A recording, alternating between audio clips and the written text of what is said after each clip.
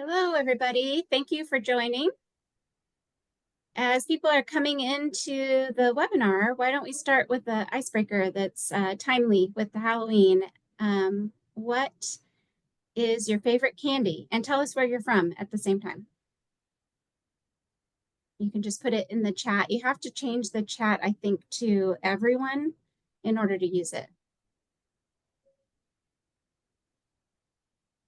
Put the question in there too.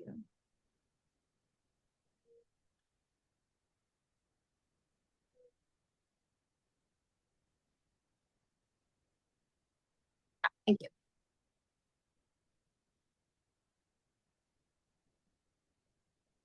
Welcome.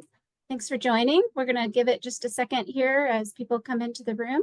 We're really excited to talk about this topic. Yeah, Reese's.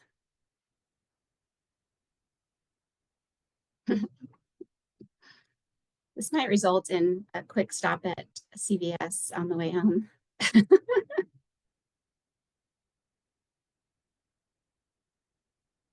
Great. Thank you so much for joining.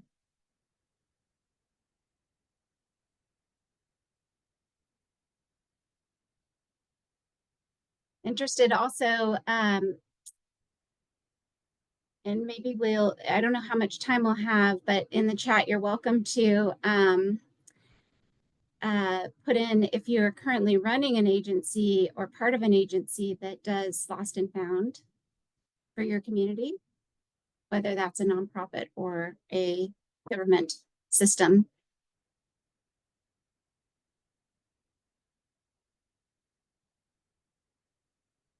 Such an important topic. Thank you, Kim, for saying that. It's absolutely critical right now.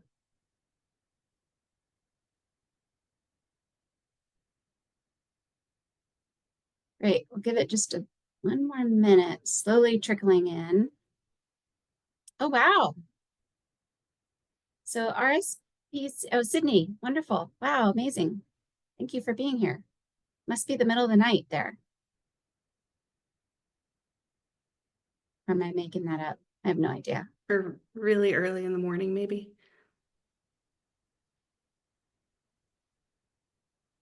Council member, fantastic. Okay. This is great. It sounds like a ton of people that have similar interests and programs. And so hopefully this is also a way, as people are putting their names and where they're from in the chat, even networking. So if you see something that really you're seeing that is interesting, you can ask for somebody's contact and potentially get in touch with them to learn more as well. And we're hoping that that'll be the end result of this, is that people get some good ideas and some networking and really find a little bit of hope if they need it. I know there's a ton of really good programs out there too. So anyway, let's get started. I am Ellen Jefferson. I am the president and CEO of Austin Pets Alive and one of the founding members of the Human Animal Support Services project that was made possible through Maddie's Fund.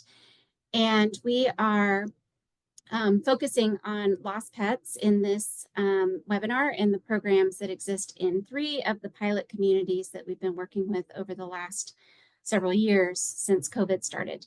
But first, we'll do a little bit of housekeeping. I think that's the next slide. So it's a little bit wonky, but if you look down at the bottom of your screen, if it's like mine, you can see the chat function. You can, it looks like you're already doing it, where you can put in everyone. It'll go to everyone. If you don't do that, it'll only come to us and we won't be able to watch it too carefully during the webinar.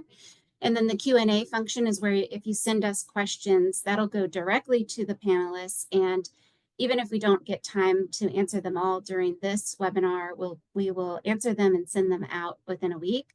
So they're still worth writing down and making sure they go through that Q&A function and not just get lost in the chat. The other thing, I think probably everybody's aware of this, but we want to be kind and stay on topic because we have a million things to talk about. But right now we want to talk about lost and found. And then there is a brief poll that helps us determine if these are actually useful webinars. So hopefully you'll fill that out and we'll send it out. So I think we can move towards introducing our participants. We have Jessica Grimes from the Cincinnati Animal CARE Resource Center, Shelter and Resource Center, and that's a fairly new program, I believe, but she'll tell you more about it. I'm not going to try to elaborate on that. Shelley Simmons from Greenville Animal Care, and that is in South Carolina. And then we have San Diego Humane Society with Elke Wills and Laura Leonard. So 3 pretty different programs, but all trying to accomplish the same thing. And I think you'll get a lot out of hearing from them. And Amanda Foster is on the Haas team. She's here representing Haas, and we'll sprinkle in some data points that we've been able to collect as the Haas project over the last few years. And there's a ton more where that came from. We don't want to take away from the speakers, but maybe this will tee up a further conversation about lost and found and how we keep hitting the pavement to do more and more. So I'm going to be quiet and turn the mic over to Amanda. Hi, everyone. So I just want to bring some national data to this to kind of set the stage for what's bringing us all together today. I think that we're all pretty aware that lost pet reunification is a pretty big need in our communities. So to put some numbers behind that, I pulled some data from Shelter Animals Count, and you can see here that 48% of all intake across our nation is at 48%, which is quite a bit more than the other categories that you're seeing there. But the return to home outcomes that we're seeing are not keeping up with that intake at all. It's 9% across cats and dogs. Go ahead to the next slide. And then I also just want to highlight that we know that dogs are coming in a lot more frequently than cats in most communities. And so we pulled out the data to look at it just as dogs too. We're going to be talking about programs today that are that can be for cats and dogs, but really wanting to focus a little bit here on lost dog reunification as a really big need in all of our communities and across the United States. 46% of dog stray intake, dog stray intake is taking up 46% of all intake across the board. And while we are seeing like good adoption numbers on that second pie chart there, only 16% of those pets that are coming in as lost or stray are actually going home to their owners. So that's leaving a lot of pets, a lot of dogs in particular in our shelters that are needing to go home. So that's kind of just setting the stage for why we're all here today. We know that lost pet reunification is a really complicated issue, and there's a lot of differences across different communities and not necessarily a one-size-fits-all solution, but a lot of different puzzle pieces. So today I am really excited to hear from these 3 organizations that are doing some innovative and interesting programs around lost pet reunification. We are really excited to have you all here today. And these 3 shelters were selected because they have a higher than average return to home rate in their communities. And we want to hear from you all on what you think is contributing to that and what the rest of us could learn. So with that, I'm going to hand it over to Shelley Simmons from Greenville. Hi, everyone. Okay, so I'm going to talk about two main things that we do. We do a lot of different things to help, lost pets find their way home. We're going to talk about the 2 that I think I get the most questions about and I think have been the most impactful. And one of them is that we is regarding the reducing and or completely eliminating your reclaim fee. And so just to give you a little bit of history, we I think most shelters probably see that impounded pets really often come from under-resourced neighborhoods. And there's barriers to services like spay neuter and vet care and just securing the money to fence in your yard, those barriers are more common. But those very pet owners that are likely to face those financial difficulties are also the ones that are most likely to have their pets in the shelter. So we in 2016, we reduced our reclaim fee by $50. And we did see a jump in our reclaim rates. It went up about 2% the first year after, and then it continued to climb for a few years after that as we started to introduce different options. Like we allowed our shelter staff to fee waive on a case-by-case basis. But in 2020, we just took the plunge and we eliminated the reclaim fee entirely. So no impound fee, no boarding fees, nothing. It's $0 for somebody to come in and reclaim their pet.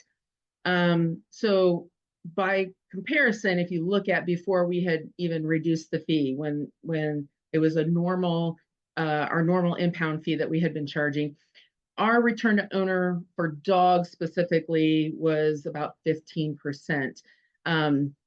A year after that we removed the fee completely, our return rate for dogs was at 33%. So a huge jump over the course of a few years, and a big jump, especially whenever we made the fee $0. And that's really the reason why I personally recommend removing the fee altogether. So reducing it is a step in the right direction, and providing options for like fee waived reclaims is really helpful. But any fee is still going to create a barrier. So a $0 reclaim fee, to me, it's straightforward. It removes all the hesitation that we get from pet owners to come in, reclaim their animal. It also eliminates potential bias because different staff interpret different situations differently. And it shortens the animal's length of stay. It helps them to get home faster.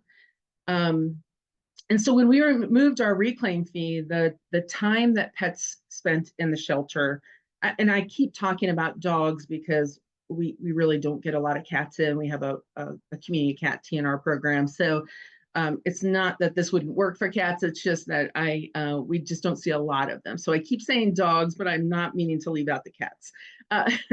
But when we removed that reclaim fee, we also saw that for dogs, or really for all pets, that the amount of time that they spent in the shelter before they were reunited dropped by about 1.5 days. And, that may not sound like a lot, but if you just kind of consider, if we returned 1,000 pets a year to their owners, removing that fee has freed up 1,500 more care days. And that 1,500 extra care days freed up resources, it freed up staff, it's freed up space for the animals that might need more attention, who otherwise would have had no other options and may have been facing euthanasia. So now let's take that kind of a step further. If you're looking at your average length of stay, I think you'll probably notice what we see, which is that pets are usually reclaimed by their owners much faster than they are adopted. And while that kind of varies from organization to organization, we know now that shelter pets nationwide are really facing longer stays. It takes longer for them to get adopted. So for instance, our average length of stay to the adoption outcome has jumped up to 17.5 days, while it's an average of 3 days to reclaim, until the pet is reclaimed. So if you take that same 1,000 pet reclaim per year number, and you look at that difference, 14.5 day difference between an animal returned to owner and an animal adopted, that's 14,500 care days that are saved. Again, it saves staff time, resources.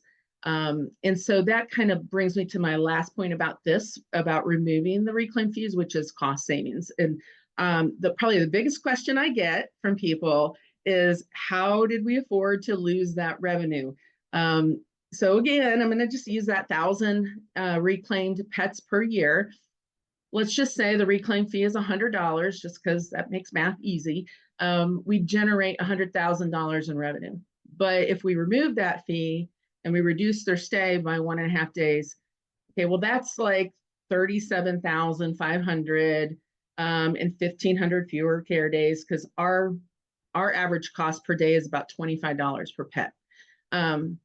But for the pets that stay longer for adoption, that 14.5 day extra that it takes, those costs now soar like $350,000 plus for 1,000 animals. So eliminating those reclaim fees, it not only speeds up, how quickly an animal goes home, but it also avoids a lot of added costs. And so when people say, we are a government agency, we're a county animal shelter, aren't you just giving pet owners free boarding at taxpayer expense? My answer to that is that while it may look like it's free care, removing that reclaim fee actually saves taxpayer dollars. Government leaders, they focus on efficiency, they focus on cost savings. So, framing this, if you're considering doing it and you're worried about how you might be able to make that change, especially if you are in a government shelter, framing it around the fact that it's a budget friendly approach and that it aligns with government leader goals. It also that, it shortens the pet stay, it cuts down on the daily expenses, it avoids all the higher costs of having to do all of the things that we have to do to get the pet adopted. So that's a little bit about that. And I'm going to go ahead and go on to the next slide. I could probably talk a long time about the reclaim fees. Really quick, before we go on to the next one, just a quick question. Yeah. Do you actively advertise the reclaim fees being waived, or is it more like somebody comes in and it's more like a case-by-case basis or a conversation you have at that time? I wouldn't say that we promote it, like actively promote it, but we don't, if anybody calls in, whether the animal is at our shelter or not, we do let them know, that, hey, if the animal shows up here, or yes, your dog is here, or cat is here, but it's not going to cost you anything to pick it up. And so I wouldn't say that we advertise it, but we definitely, don't keep it a secret either. Awesome. Thanks. Yeah, so for lost and found, the other thing that I really want to talk about is our texting program. And I happen to see in the chat that Gina Nepp is here. So she is the one that actually got me started on this. And I thank her profusely for it, because it's been extremely helpful for us. And that is our lost and found texting program that we have. And so basically, if you haven't heard of an automated text program, for us, we use the word lost or found. We keep it nice and simple, so people can text the word lost, or they can text the word found to our phone number, our landline phone number, and they receive automated texts with all of the steps that they need to take to help reunite a pet with its owner, find their lost pet. They're going to get links to, the pets that are in the shelter, to fill out reports for lost and found pets. We're going to give them a ton of resources through that texting, those automated texts, like a list of lost and found Facebook pages, Paw Boost, Petco Love Lost, Craigslist, like everything that we think that is a good way for people to reunite pets. We're going to provide that in that automated text program. It also gives like tips, such as, hey, go door to door, ask your neighbors, create a flyer, notify the microchip company, like all of those things. And, before we had the texting program, and some of you may be experiencing this now, everything that I just said had to be explained over the phone or in person during our open hours, or maybe people will go to our website. but now they get 24/7 access, 365 days a year. It doesn't matter if we're closed, for the evening or for a holiday. And I'm just, let's be honest, answering the phones and emails isn't always easy, especially, when the same staff are also juggling like dispatch calls or intake lines, a dozen other tasks that they have to get done. So the service of an autoresponder text program really saves time for both the pet owner and finders, as well as our team. And not only that, but it really kind of delivers that clear step-by-step guidance, and it's not the rushed, hey, I got a million things going on over here version of how to find your lost pet, or how to find the lost pet's owner. So what we have seen since we have started is it may not drastically increase your reclaim rates for animals that actually are in your shelter, because the goal is really to get pets home before they ever enter the shelter. But you will see more we have seen more reunifications across our community. So it's really a fantastic tool if you're trying to schedule intakes. It might make it a little easier to ask finders to hold on to a pet for a day. There's maybe give them time to form a bond. So not everybody's going to use the service. Not everybody who uses the service is actually going to follow all the steps, but more will than you expect. I was reluctant to think that our community would latch onto it, but I like to use my subdivision as an example. Like, I've seen it in action when somebody posts about a found pet on the community Facebook page. People they respond with like, don't call animal control, don't take it to the shelter. And they share the text line. They even offer help. So we've even actually used it to expand to other things. Like, we now have introduced the word kittens as a keyword. So when they find kittens, they can text us. They answer a few questions. They receive guidance, really tailored to their specific situation or the kitten's situation. And we've also text enabled all of our department phone lines. So that allows us to respond faster to people who need help and people who want to help us. And it's been really valuable for reaching pet owners. Like, when a lost pet does come into the shelter, people are going to ignore calls. They're rarely going to check their voicemail, emails. I don't even know that people read their emails anymore. But text, that's hard to miss. 90% of people prefer text, and almost 100% of people or texts get open. So it really has been helpful in many more ways than what we had originally intended it to be used for.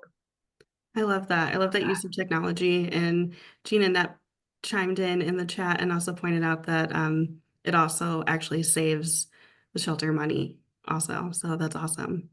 Yes. Thank you so much, Shelley. Yeah, absolutely. Open it up now to Jessica Grimes from Cincinnati. Hi, thank you so much. Yeah, so my name's Jessica. I'm with Cincinnati Animal Care, and we're a fairly young organization. We became us when we assumed the county contract in August of 2020. So a lot of our programming is pretty young. The first thing that we really recognized we needed to do is just really spread the word regarding little history. The organization that was here before us is still existing within our county jurisdiction. So there was a lot of confusion early on about where do people go when they're missing a pet and if they're looking for their found pet. And so really we wanted to hit that hard early on. We started posting all of our found pets onto our Facebook page, every single one of them, ensuring that we were taking clear photos, which was really fun with our, getting our officers on board with taking very clear photos. That was important. And just making sure that each listing included the area and date found.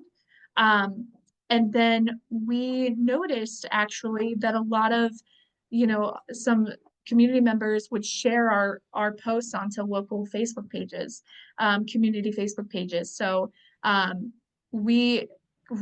we noticed that started happening, we reached out to them and started cultivating them and saying, hey, all right, you want to do this? This is great.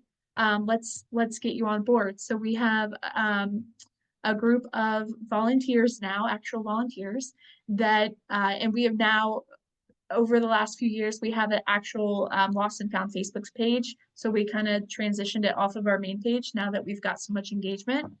And we have our volunteers that will share them into unique and specific community groups. And then the other thing that we do is just posting flyers. This might not seem like you get a lot of reward back based off of, you know, the work that it takes, but we found that it's beneficial to really target our top 5 intake neighborhoods and post bilingual flyers in areas that, like, for example, pet food pantries, human pantries, food banks, medical places, pet stores. We just target a lot of those types of places where we can hang those flyers and just get people familiar with that, who we are and where they need to look when they are missing their pet. And then going to the next slide, providing tools. Really quick, Jessica. yeah. I love that you brought up spreading the word in your slides. I think that that's really important. We've actually seen through like some of our data collection through Haas that different communities, depending on where you are, a lot of people don't think of the shelter first as the place to go look for their pet. So the fact that you all are going out into the communities where people are and making sure that they know what to do. It might sound simple on the surface or to the people listening, like, oh, of course you go to the shelter, but we actually know that that's not the first thing that people think of when they lose their pet. So I think that that's really important. So I just wanted to highlight that. I appreciate that. Thank you. Yeah. And one thing we did too, our top intake jurisdiction has maintained the same every year. And so we really started making connections with different groups within that community. And we found that there was a huge Spanish speaking population. And at the time, none of our materials were in Spanish. And and so that was a big change that we made early on, is just making sure that we had those materials in that language, and that we were really trying to touch base with that group of people, especially because that was our highest intake jurisdiction. So awesome. Moving on to the providing tools and resources, our goal is to make all of these resources as accessible as possible. We have people that come into the shelter looking for their pet. We have people that call, that reach out via Facebook, go on our website, and we want to make sure that they have access to all of the resources, however they try to reach out to us. We do have an email address that's monitored, and so people can go onto our website. They can fill out a lost or found report. There's a link on all of our websites to on our website to all of, the Pet FBI, Nextdoor, Paul Boost, Petco, Love Lost, all of the things. And we make sure that we just coach anybody who's missing their pet on how to really check all the boxes and check all the areas. And so I think just making sure that we're setting them up for success. We even have, and I remember seeing this early on, probably 2021, suggestion of having brightly colored poster board on hand. And we actually have a poster board on hand that we can give people to hang in their neighborhoods and things like that. And anytime somebody does come into the shelter, we always print out flyers for them, and just make it as easy as possible. Not just giving them the guidance, but also helping them do that. Because when you're missing your pet, it's really hard to think, okay, now how am I going to print flyers, and how am I going to go to the store and get the poster board? We just really want to help them to the best of our ability and have everything right there ready for them. Okay, so the next slide is microchip follow-up. This is the one that I would say kudos to our team, because we have private investigators, I would say. We kind of joke and say internally, we've got little private investigators. We will leave no chip unfound. Oftentimes, and we all know how it goes when you get an animal in and you're like, oh, they have a microchip, and then you search the microchip or you call the microchip company and there's no information. Or maybe you do have information, but you try to call and you get that dial tone, it's this number is no longer in service. We have a very thorough process that we follow every single time, where if we do have a person's name, we search them on True People Search, we look them up on Facebook, we search photos.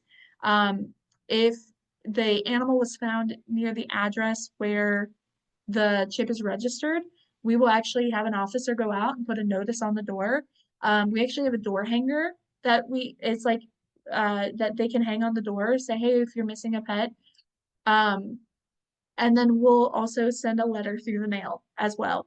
Surprisingly, and full transparency, when we first mentioned sending letters, I was like, that's not going to work. Nobody checks the mail. That is probably one of the number one ways that we get people to reach back out to us. So do not sleep on the letters, because that is actually pretty beneficial. And then for unregistered chips, we always, we're all familiar with like the AHA and everything, but we always call the microchip company to make sure that we get the implanter information. If the implanter is a vet office or another shelter, oftentimes, even if the chip isn't registered, you can follow up with that group and they'll have information registered to the chip in their database. So it really, I think just following this process has been very beneficial, and has been the reason why we've been able to get so many animals back home quickly too. So the owner might make their way to the shelter, days later, but if we can try our best, a lot of people I've found don't realize, they think once the animal is microchipped that their piece is done. Like, oh, the animal's microchipped, it'll come back to me.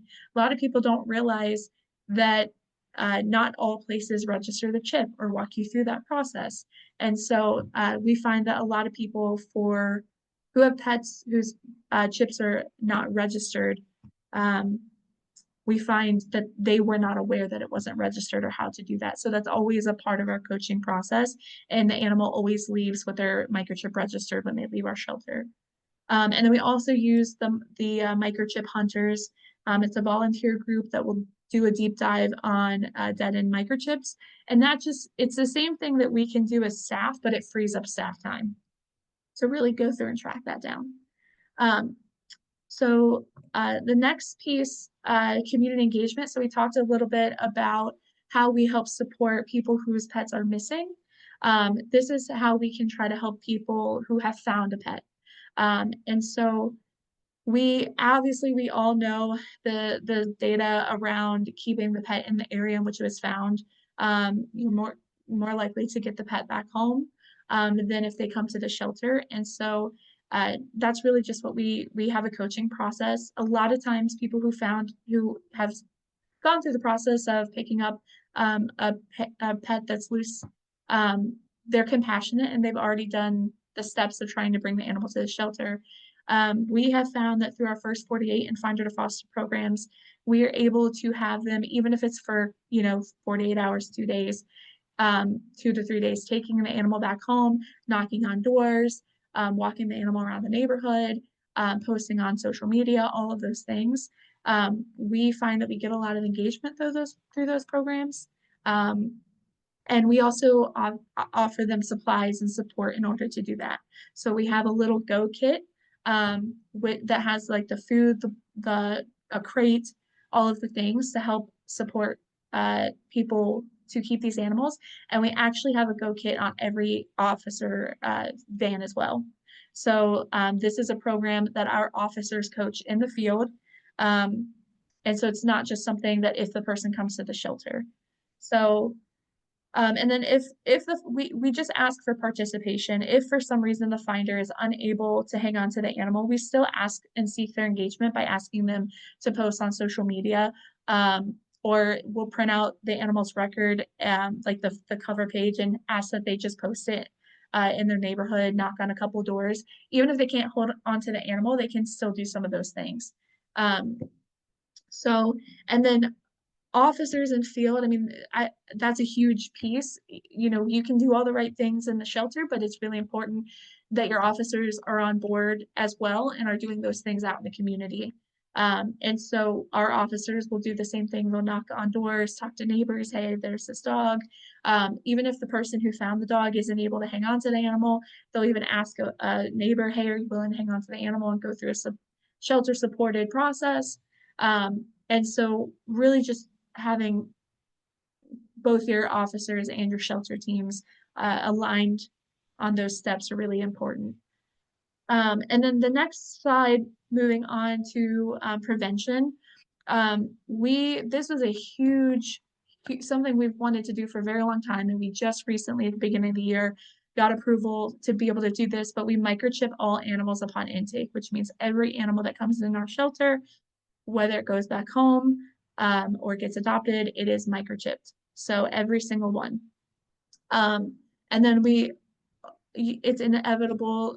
Sometimes, you know, dogs will do dogs. They'll chase the squirrels, or they'll do it, jump the fence or whatever. And so it's really important. The likelihood of an animal becoming lost is, it says 1 out of 3.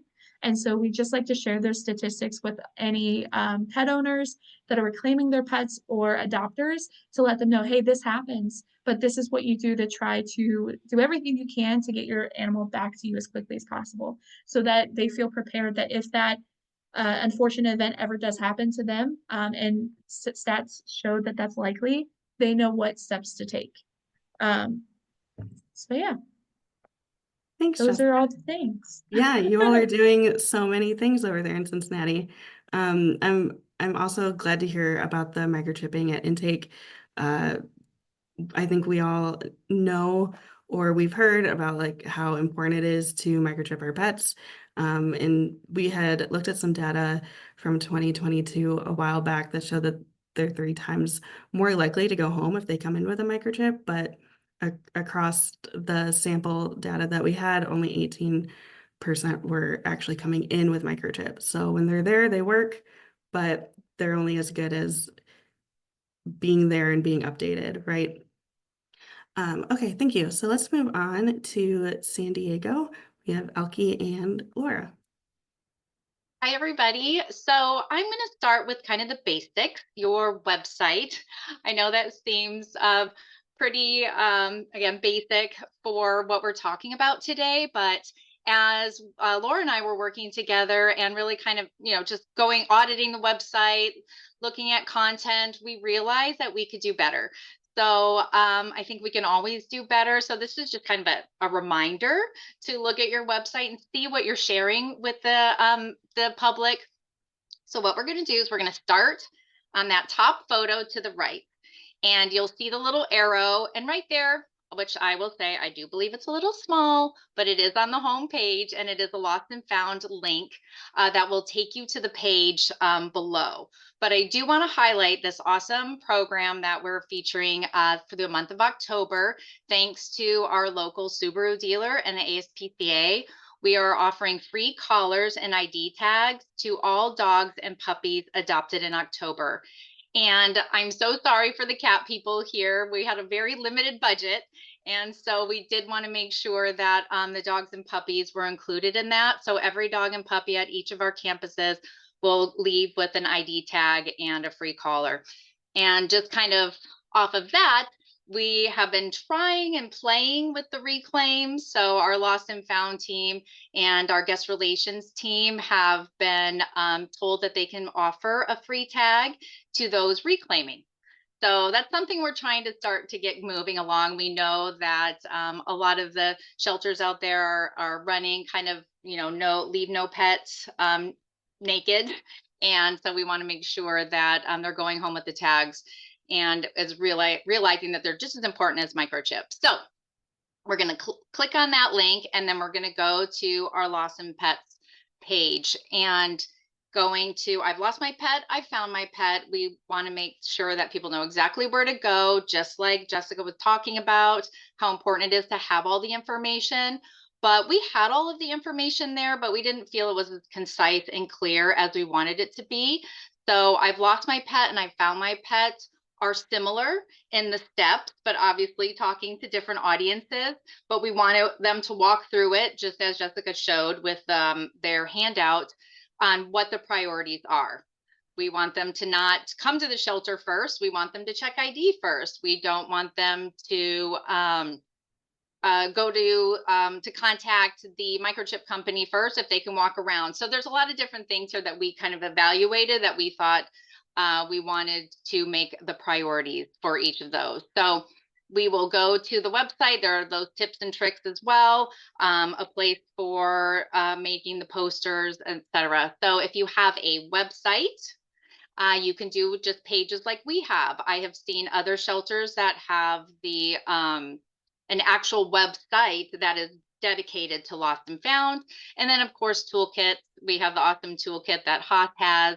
And we just want to make sure that all of that information is on the website. And really what we're talking about when it comes to all of this information that we're going to go into today is helping the staff as well. With the constant flow of animals coming in, how can we help the guests? How can we help the animals? And how can we help the staff keep up with the numbers? So if we're talking to the guests about how they can do those things themselves, hopefully less animals are coming in and the staff can help focus on the animals that are in our care. So hopefully your shelter database funnels those animals that are coming into your care right to your website. So we use Shelter Buddy, and Shelter Buddy then goes to those I've lost my pet page. And if I've lost my pet, I'm going to go to that page and I'm going to look at the database to see if my pet has entered one of our shelters.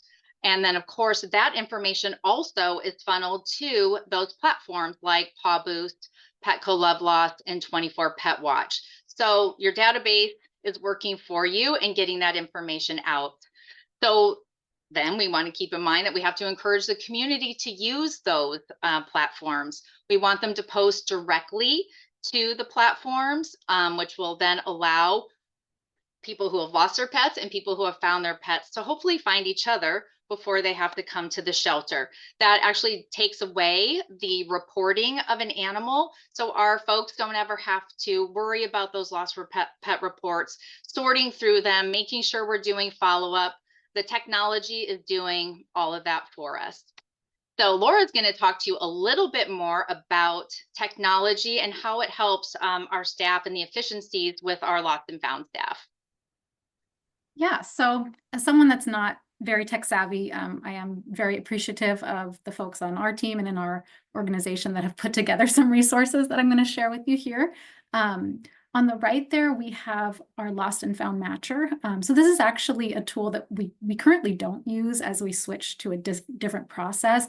But I do think it's really helpful to share for shelters that might be able to utilize something like this. This was a semi-automated tool that allowed us to pull a report of when we were taking lost reports from the community. So someone calling us up, telling us about their lost pet, and then animals in care, and also past historical data in our shelter system, which is Shelter Buddy, including even licensing data. It would pull all that together and give our staff a head start on, here's some possible matches. It might look at, the same street that this dog was found is the same one where this historical record has an animal matching that description from a license. So I'm sure everyone here knows matching the lost and the found is like trying to find a needle in a haystack. So this just gives you kind of a head start on matching those two, the lost and the found. Then over on the left here, we have our caseload tracker. So we are really fortunate to have a team of staff dedicated to lost and found full-time. We operate on a really big scale. So like right now today, we have over 40 current animals in our care that are on an ID trace status, meaning they came in with some form of ID and we're trying to track down those owners. This allows our team to communicate with each other and their leadership on what might need follow-up, what's a priority case, How many times have we already attempted to reach an owner? Was a microchip a dead end and needs more follow-up? Just more of an internal tool that allows us to keep ourselves organized, keep ourselves accountable for making sure that we do follow through on each of those animals and give them the attention that they need, while also prioritizing cases that have the most likelihood of a positive outcome through reunification. And unfortunately, when we do reach a dead end, we can, cross that one off our list and say, we tried, but we still have them available if someone calls in or if we do see a post somewhere else. But it just helps us keep everything together. And Cam, who is our pet reunification supervisor, isn't here, but Cam's the one that created this. And I know they would be happy to share how these resources were created with any shelter that might be interested in doing something similar. What's nice about it too is it's adaptable. So we've changed, different color codes and categories based on the needs of our team and with their feedback, so that they could really be part of that and determining what's going to help them work most efficiently. And it has been helpful for us, so hopefully it can be for others. And also, Laura, I just wanted to jump in, and what's so helpful too is that the team can then chat with each other throughout the day.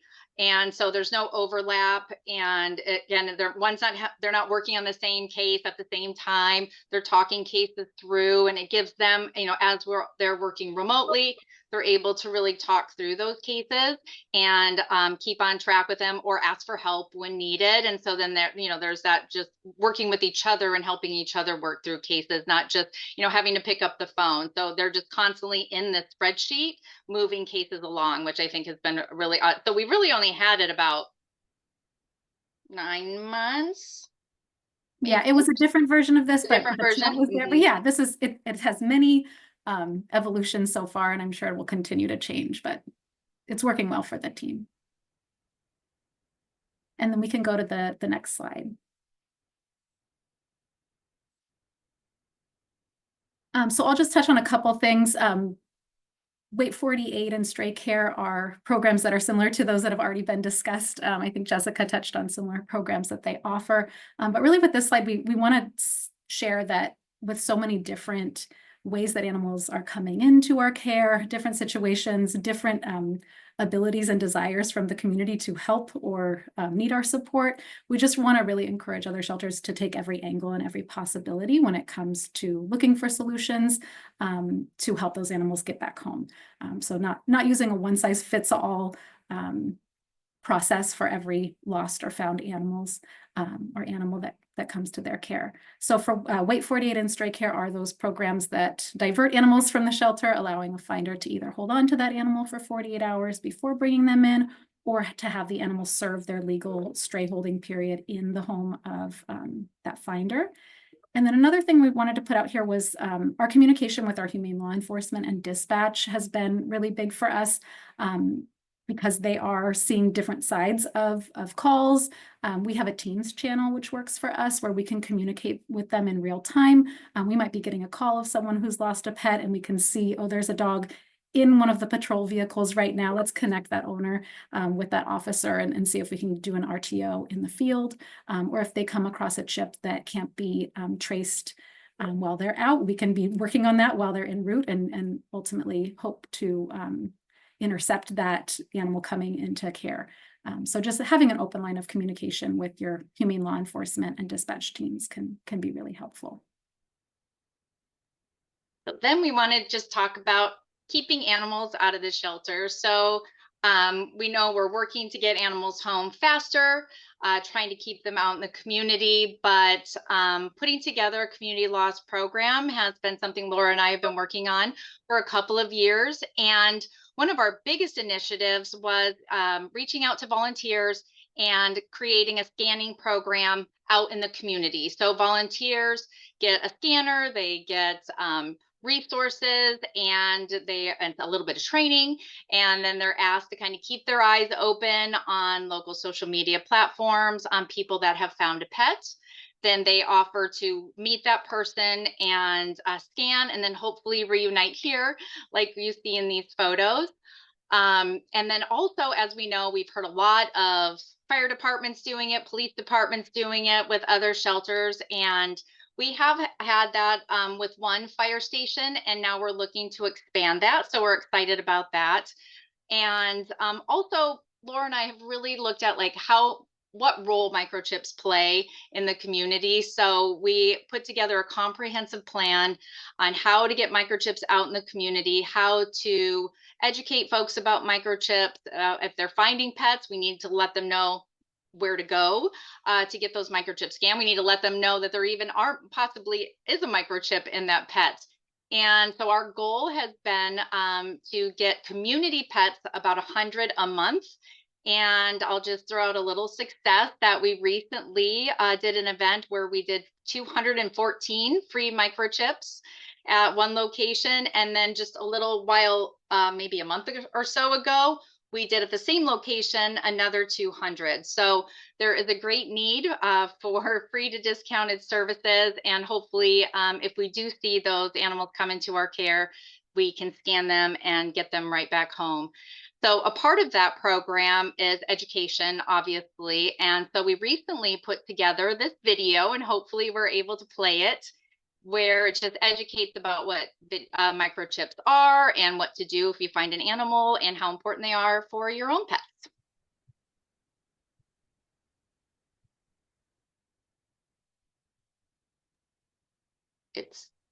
Is it playing for anybody else?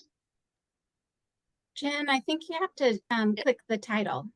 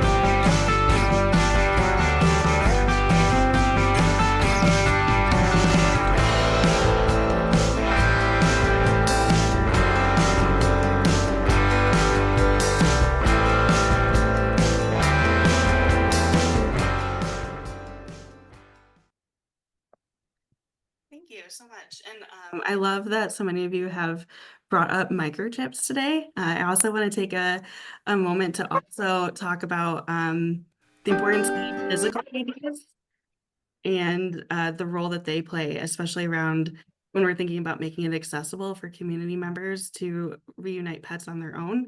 How important it is that pets in our care, and I'm sorry, my dog is chiming in, how important it is that dogs leaving our facilities are leaving with physical IDs as well.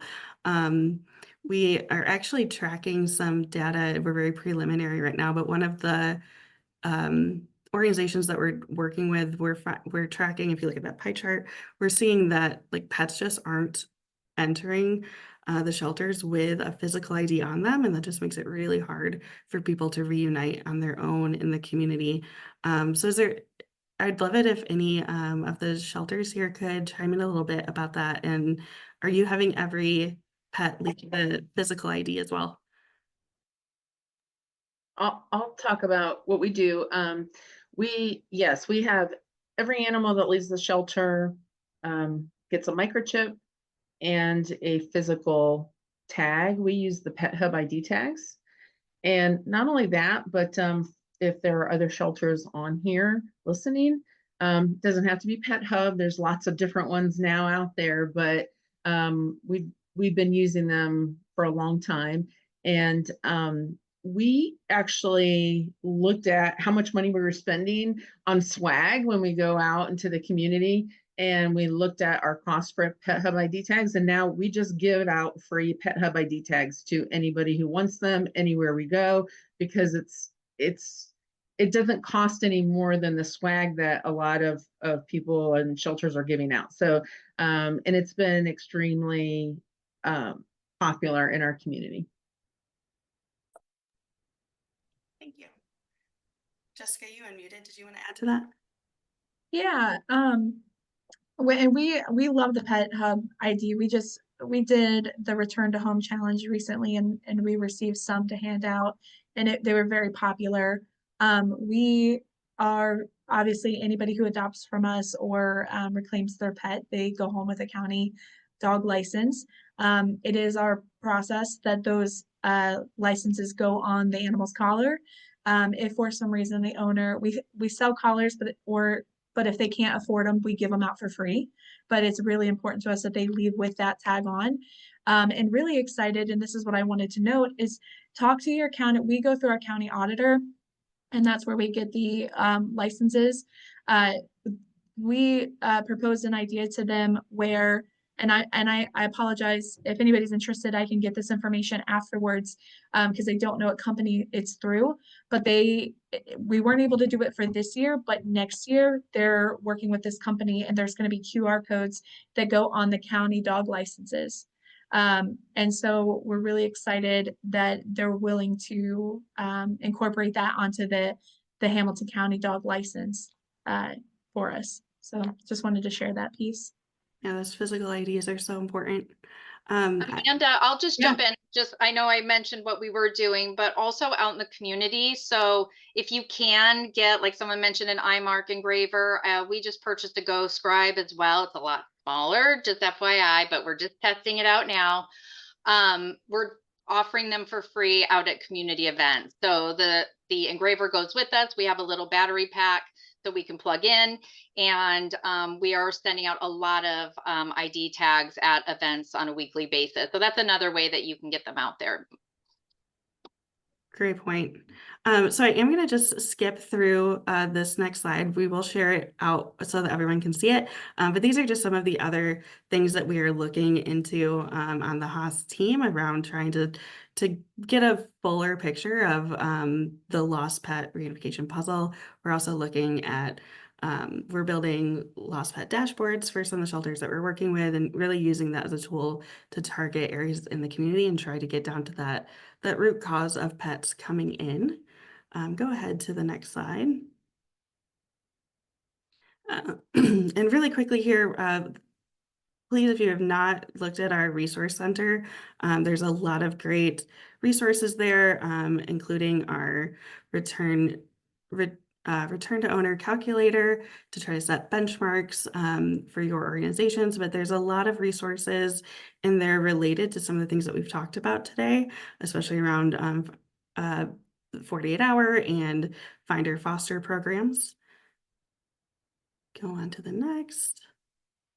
And we have a lot of great questions in the chat today. I'm not going to be able to answer all of them live. And I know that we did not cover every possible way to get pets home. Maybe we'll have to do another session, but there's a lot of great things happening out there around lost pet reunification, and we will follow up to answer some of these great questions in the chat. But I just want to take a moment to thank you all for being here today and sharing a lot of what you're doing that is helping to get pets home. Dr. Jefferson? Yeah, I'll just echo that. Thanks. Really great panel of folks, and y'all are doing amazing work. And thank you so much for all the info that y'all put in the chat, and especially Gina. We love your lost and found brain. And we should definitely do another one of these, I think, in the near future. It's really important as we're seeing return to owner rates not climb like we hoped after COVID. So we'll just keep plugging away. Thank you so much.